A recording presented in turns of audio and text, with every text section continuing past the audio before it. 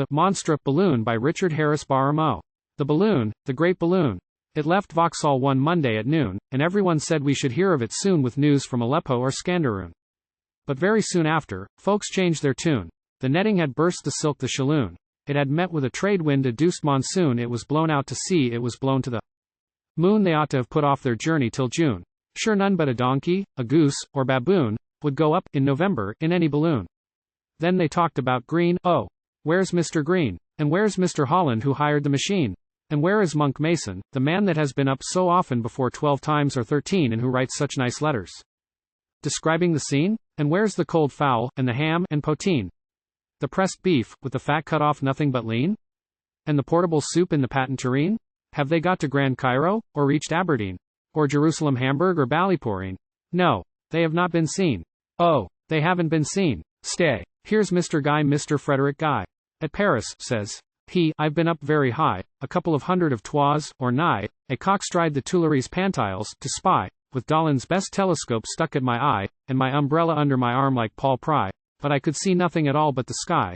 So I thought with myself 'twas of no use to try any longer, and feeling remarkably dry from sitting all day stuck up there, like a guy, I came down again, and you see here am I.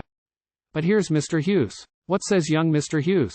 Why, I'm sorry to say, we've not got any news since the letter they threw down in one of their shoes, which gave the mayor's nose such a deuce of a bruise, as he popped up his eyeglass to look at their cruise over Dover, and which the folks flocked to peruse at Squire's Bazaar.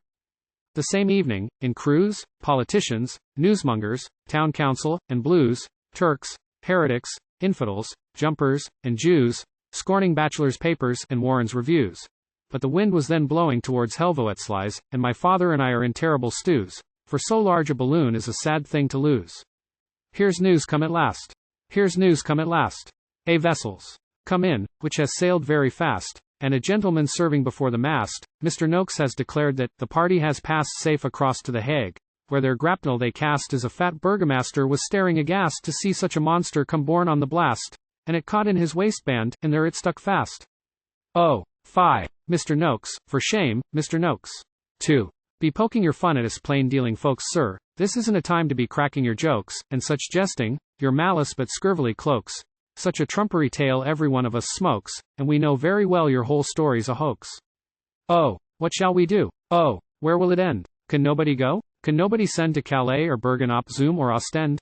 Can't you go there, yourself? Can't you write to a friend, for news upon which we may safely depend?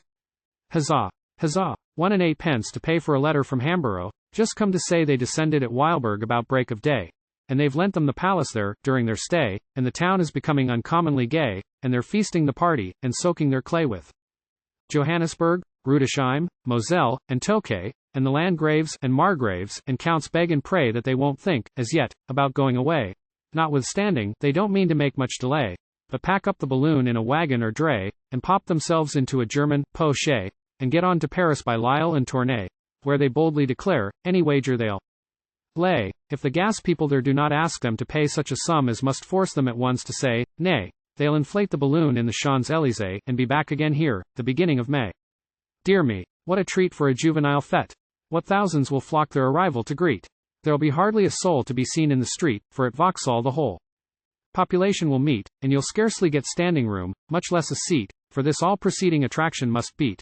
Since there they'll unfold what we want to be told, how they coughed, how they sneezed, how they shivered with cold, how they tippled the cordial, as racy and old as Hodges, or Deddy, or Smith ever sold, and how they all then felt remarkably bold, how they thought the boiled beef worth its own weight in gold, and how Mr. Green was beginning to scold because Mr. Mason would try to lay hold of the moon, and had very near overboard rolled.